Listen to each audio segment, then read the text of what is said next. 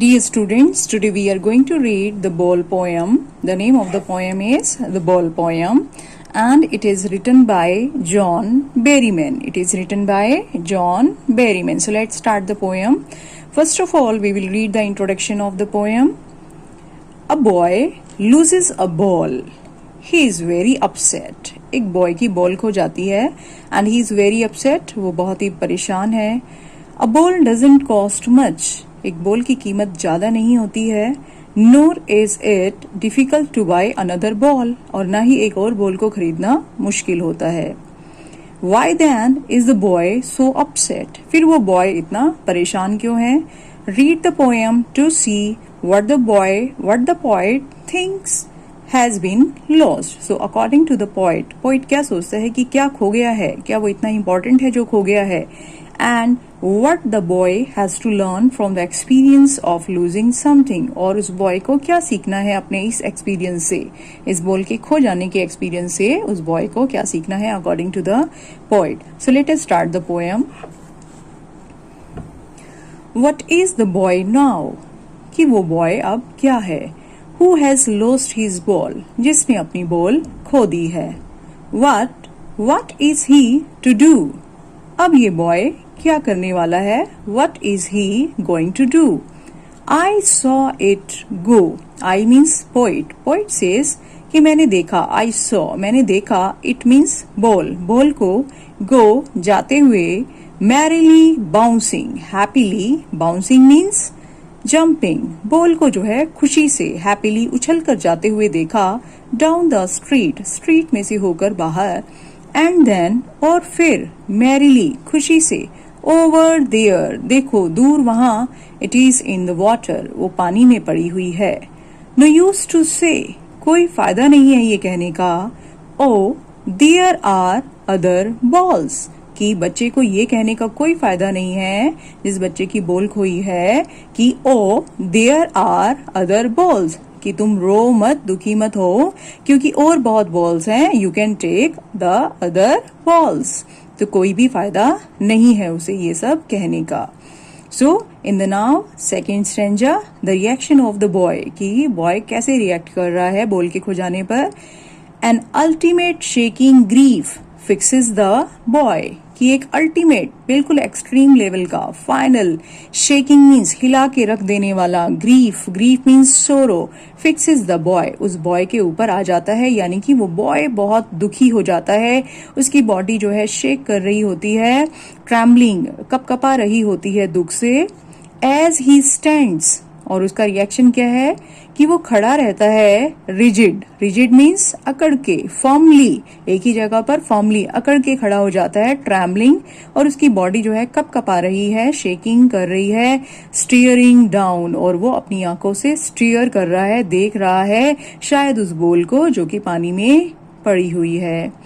All his young days और साथ में वो अपने पुराने यंग डेज बीते हुए जो दिन है When he was younger तो उन दिनों को भी याद करता है. Into the harbor. हार्बर क्या होता है देखिए, सी पोर्ट या फिर ऐसा प्लेस वाटर बॉडी के आसपास जहां पर बोट्स और जो है सी पोर्ट हो सकता है जहां पर जो है शिप्स और बोट्स आकर रुकती हैं. So he is remembering those young days into the harbour where his ball went कि जहां जो है उसने अपने यंग डेज बिताए थे अपनी बॉल के साथ और जहां जो है हीज बॉल वेंट आज उसकी बॉल चली गई है. I would not intrude on him. Poet कहता है I would not intrude means होता है किसी के मैटर में जो है इंटरफेयर करना या फिर जो है किसी के प्लेस पर जो है उसकी मर्जी के बिना जो है आप चले जाएं, घुस जाएं, हस्तक्षेप करें. That is intrude. लेकिन यहाँ पर according to the situation intrude का मीनिंग क्या है? एंटर द सिचुएशन कि आप जो है जब वो बॉय दुखी है तो पोइट कहता है कि अब मैं जो है उसकी इस दुख की जो है घड़ी में, इस मोमेंट में जब वो बहुत दुखी है तो I will not intrude, I will not enter the situation. मैं जो है उसके पास नहीं जाऊंगा और उसको किसी भी तरीके से कंसोल नहीं करूंगा, संतावना नहीं दूंगा, कंफर्टेड फील नहीं कराऊंगा. A dime means 10 cents. American currency में पैसे को जो है डाइम कहा जाता है।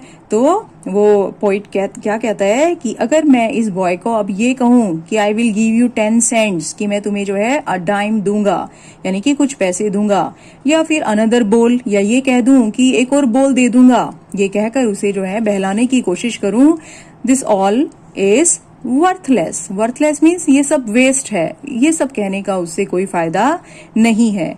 Now he senses means understands, कि इस समय he means that boy, senses means understands, कि इस समय वो समझ रहा है फर्स्ट रिस्पॉन्सिबिलिटी, कि लाइफ में उसकी जो फर्स्ट रिस्पॉन्सिबिलिटी है वो जो है उस जिम्मेदारी को समझ रहा है, और मैं ये चाहता हूं कि वो उसे समझे। इन अ वर्ल्ड ऑफ पोजेशंस क्या होती हैं? पजेस करना मीन्स किसी चीज पर अधिकार करना, और ये जो वर्ल्ड है this is a world of possessions. Possessions होती हैं एसेट्स, जो भी मेटेरियलिस्टिक चीजें जो है हम इकट्ठा करते हैं, जितनी भी जो है वर्ल्डली थिंग्स हम इकट्ठा करते हैं, जो है गाड़ी, बंगला, ज्वेलरी, सभी जो है एसेट्स हैं। तो पोइट जो है इस वर्ल्ड को नाम देता है वर्ल्ड ऑफ पोजेशंस का। वो कहता है इस मेटेरियलिस्टिक वर्ल्ड में जहां सब लोग जो है चीजों की को जो है इकट्ठा करने की होड़ में लगे हुए हैं, इस वर्ल्ड में लोग जो है चीजों को इकट्ठा करते हैं और एक ना एक दिन वो चीजें खो जाती हैं। तो मैं चाहता हूं कि वो जो है चीजों के लॉस को सहना सीखे। In this world of possessions, in this world of materialistic things, in this materialistic world, people will take balls, he says, कि लोग जो है बॉल्स खरीदेंगे, दे विल टेक बॉल्स, वो बॉल लेंगे। Balls will be lost always, और balls हमेशा खोती रहेंगी। अब ये देखिए यहाँ पर पोइट ये नहीं कह रहा है कि लोग जो है बॉल जैसी मामूली चीज को खरीदेंगे। यहाँ पर बॉल वर्ड को जो है पोइट ने एज अ सिंबल यूज किया है। किस चीज के सिंबल के लिए? मेटेरियलिस्टिक थिंग्स के लिए, यानी कि एसेट्स के लिए, यानी कि चीजों के लिए जो हम अपने चारों तरफ देखते हैं कि लोगों को आदत है, पीपल विल कलेक्ट थिंग्स, कि लोग जो है चीजों को खरीदते रहेंगे, वर्ल्डली चीजों को जो है इकट्ठा करते रहेंगे। And balls will be lost always, और वो मेटेरियलिस्टिक थिंग्स, वो चीजें जो है हमेशा खोती रहेंगी। हम देखिए कोई भी अगर चीज खरीदते हैं डियर स्टूडेंट्स, तो एक ना एक दिन जो है उस चीज का जो है अंत होना ही होता है। वो चीज या तो टूट फूट जाती है या जो है किसी भी तरीके से हमसे अलग हो जाती है।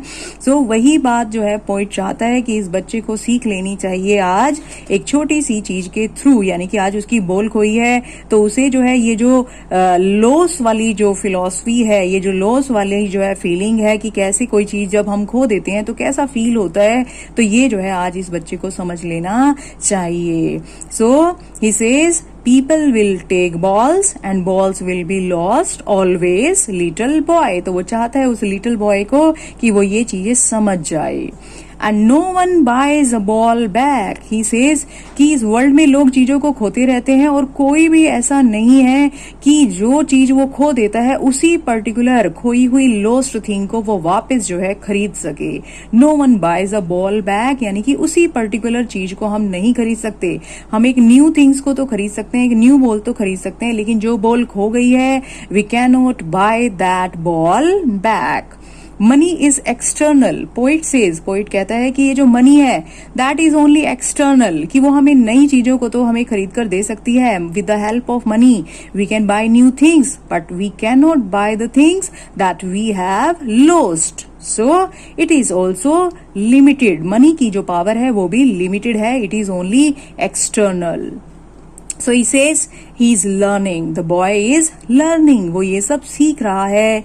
Well behind his desperate eyes, कि उसकी जो eyes desperate है, sad है, hopeless है, कि वो बहुत दुखी है, बहुत दुखी फील कर रहा है, लेकिन वो ये सब भी चीजें जो है सीख रहा है। This epistemology of loss, epistemology means study of knowledge, he is getting knowledge of loss, means he is getting knowledge about loss, कि आज से पहले उसे पता नहीं था, उसे लगता था कि सारी चीजों को बड़े इजीली जो है प्राप्त किया जा सकता है। वी कैन गेट और we can buy, we can gain anything very easily. So आज उसे ये भी पता चलना चाहिए कि जो चीजों को हम खो देते हैं, जिन चीजों को हम खो देते हैं वो कभी हमें वापस नहीं मिलती। So let the boy take the knowledge of loss today. How to stand up, कि कैसे चीजों के खो जाने के बाद how to stand up. Stand up means bear the loss and gain strength to move, कि कैसे जो है लॉस को बियर किया जाता है. बियर मीन्स सहन करना, कि किसी चीज के खो जाने पर जो दुख होता है उसे कैसे सहन किया जाता है. एंड गेन स्ट्रेंथ, और कैसे फिर से स्ट्रेंथ को गेन किया जाता है, यानी कि कैसे अपने आप को फिर से जो है मेंटली स्ट्रांग किया जाता है टू मूव, अपनी लाइफ में आगे बढ़ने के लिए. And most know, so he says he says how to stand, how to bear the loss and gain strength to move. And in the next line he says, knowing what every man must one day know. That boy is knowing, कि आज उसे पता चल रहा है, आज वो जान रहा है what every man must one day know. आज वो नॉलेज ले रहा है, जो नॉलेज जो है every man, हर एक पर्सन को जो है one day, एक दिन जो है know, जाननी ही है. जो बात जो है हर एक पर्सन को एक दिन जो है पता लगनी ही है, वो नॉलेज वो जो है आज जो है ले रहा है, तो उसे जो है ये नॉलेज लेने दो. And most know many days, और बहुत सारे लोग तो ऐसे हैं जिनके पास ऑलरेडी जो है इस बात की नॉलेज है. They already know about it. How to stand up, कि कैसे जो है stand up means how to bear the loss, कि कैसे जो है चीजों के लॉस को जो है सहन किया जाता है, और कैसे जो है अपनी स्ट्रेंथ को फिर से गेन करके लाइफ में मूव ऑन किया जाता है. So this is the poem the ball poem. This is a very simple poem as you can guess from its title को पढ़ के ऐसा लगता है कि बॉल के बारे में पोएम है, बड़ी इजी होगी, लेकिन इसके पीछे जो थीम है, जो इसके पीछे जो है मैसेज जो छिपा हुआ है, that is very deep. Okay, so now let us discuss the rhyme scheme first. So you can see if we try to find out the rhyme scheme, first line के जो है एंड में देखिए जो लास्ट वर्ड है that is ball. Ball में जो है कौन सी साउंड आ रही है, ऑल. सेकंड में गो, ओ. फिर थर्ड जो है लाइन के एंडिंग में देन, एन. फिर फोर्थ में वाटर, टर, अर की साउंड आ रही है. तो in each and every line the sound is different. Her line की एंडिंग वर्ड की साउंड डिफरेंट है, यानी कि कोई जो है राइम बन ही नहीं रही है. तो जिन पोएम्स में जो है राइम नहीं बनती है, वी से कि वो पोएम्स लिखी जाती हैं फ्री वर्ड्स में. तो पोइट ने इस पोएम को फ्री वर्ड्स में लिखा है. इस पोएम की कोई राइम स्कीम जो है नहीं है. It is written in free words. So now let us discuss the literary devices. So first of all, सबसे पहले मैं जो है सबसे सिंपल वाली लिटरेरी डिवाइस को जो है डिस्कस करूंगी. मैंने आपको अपनी प्रीवियस जो है पोएम्स की वीडियोस में भी इन लिटरेरी डिवाइसेस के बारे में बताया है. सो लेट अस फर्स्ट सी. लास्ट स्टैंजा में जो है हम बात करेंगे इस वाली लाइन की, balls balls will B. So in 3 words में जो है जो फर्स्ट लेटर है that is consonant. Consonant sound जब रिपीट होती है लगातार वर्ड्स में और क्लोज जो है वर्ड्स में, तो यहाँ पर जो है बी साउंड को रिपीट किया जा रहा है.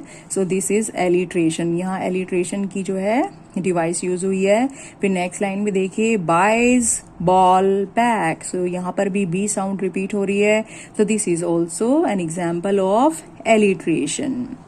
सो ये भी एलिट्रेशन का एग्जाम्पल है. उसके बाद हम जो है फिर नेक्स्ट एक न्यू लिटरेरी डिवाइस आपको बताती हूँ, ट्रांसफर्ड एपिथेट. ट्रांसफर्ड एपिथेट, देखिए एपिथेट मीन्स एडजेक्टिव, और ट्रांसफर्ड मीन्स यानी कि जहां पे लगना चाहिए वहां से ट्रांसफर करके किसी और नाउन के पास उसे लगाया गया है, उसे ट्रांसफर किया गया है एडजेक्टिव को. तो इसका एग्जाम्पल यहाँ पर देखिए, यहाँ इस वाली लाइन में, एन अल्टीमेट शेकिंग ग्रीफ. तो यहाँ पर जो वर्ड है शेकिंग ग्रीफ, शेकिंग ग्रीफ में जो है ट्रांसफर्ड एपिथेट का यूज किया गया है. शेकिंग यानी कि ट्रैम्बलिंग, कौन ट्रैम्बल कर रहा है, कौन जो है कपकपा रहा है, किसकी बॉडी कपकपा रही है, बॉय की. लेकिन शेकिंग को बॉय के साथ यूज नहीं किया है, ग्रीफ के साथ यूज किया है. ग्रीफ यानी कि सोरो. सोरो मीन्स दुख. क्या दुख को किसी ने कपकपाते हुए देखा है? नहीं. तो यहाँ पर जो है शेकिंग जो एडजेक्टिव है उसे ग्रीफ के साथ जो है ट्रांसफर किया गया है. तो यहाँ पर जो है कौन सी जो है लिटरेरी डिवाइस यूज किया है पोइट ने, ट्रांसफर्ड एपिथेट यूज किया है. उसके बाद जो है हम नेक्स्ट डिवाइस जो है पढ़ते हैं. आपने प्रीवियस क्लासेस में भी इसको पढ़ा होगा, that is personification. Personification device use हुई है यहाँ पे थर्ड लाइन की जो है फर्स्ट टू वर्ड्स में देखिए, merrily bouncing. Merrily bouncing means, merrily means happy और बाउंसिंग मीन्स है जंपिंग। तो बॉल जो है बड़ी हैप्पीली बाउंस करते हुए जा रही है लाइक अ पर्सन। तो पर्सोनिफिकेशन डिवाइस क्या होती है, जब किसी नॉन लिविंग को, इनएनिमेट थिंग को जो है के बारे में ऐसे बात की जाती है कि जैसे हम किसी ह्यूमन बीइंग की बात कर रहे हो, तो वहां पर कौन सी लिटरेरी डिवाइस यूज होती है, पर्सोनिफिकेशन। तो यहाँ पर बॉल के लिए यूज हुआ है I saw it go merrily bouncing. तो इन दोनों ही वर्ड्स में मैरिली बाउंसिंग में डिवाइस कौन सी यूज हुई है, पर्सोनिफिकेशन। ओके स्टूडेंट्स, उसके बाद हम जो है यहीं पर वापस आ जाते हैं। फोर्थ डिवाइस है एनाफोरा। सो एनाफोरा कहाँ पे जो है यूज होता है, लेट अस सी। जब जो है किसी वर्ड को या ग्रुप ऑफ वर्ड्स को जो है लगातार जो है कुछ लाइनों में यूज किया जाता है in the starting of the lines. तो यहाँ पर देखिए व्हाट वर्ड का यूज किया गया है, फिर नेक्स्ट लाइन में भी नेक्स्ट लाइन की जो स्टार्टिंग है वो वर्ड से ही की गई है। तो यहाँ पर जो है कौन सी डिवाइस है, यहाँ पर एनाफोरा है। ठीक है, फिर हम नेक्स्ट डिवाइस की बात करते हैं, दैट इज रेपिटिशन। रेपिटिशन देखिए सेकेंड लाइन में यूज हुआ है यहाँ पर कि व्हाट वर्ड जो है उसको लगातार जो है 2 टाइम्स यूज किया गया है सेम सेंटेंस में। सो दिस इज द रेपिटिशन।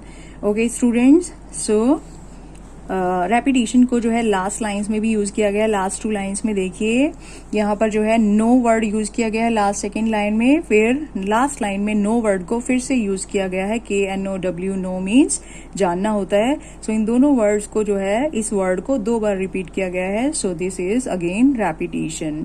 उसके बाद जो है नेक्स्ट डिवाइस जो हम यूज कर रहे हैं, जो पोइट ने यूज की है, सॉरी, दैट इज सिम्बोलिज्म।